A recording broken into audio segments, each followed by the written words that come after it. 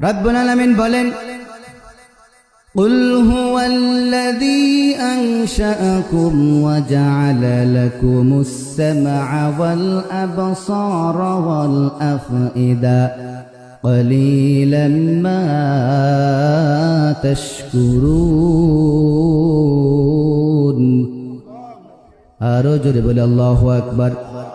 মহান রব্বুল আলামিন আমাদের দিনকে দিয়েছেন, আমাদের চক্ষু দান করেছেন, আমাদের হাত দান করেছেন, আমাদের কর্ণ দান করেছেন। কে দান করেছেন? মহান আল্লাহ রব্বুল আলামিন দান করেছেন। সুতরাং ওই রব্বুল আলামিনের প্রতি শুকরিয়া আদায় করার দরকার আছে না নাই? রব্বুল আলামিন বলেন পবিত্র কুরআনুল কারীমের ভিতরে, ওয়ালাকাদ যায়্যানাস সামা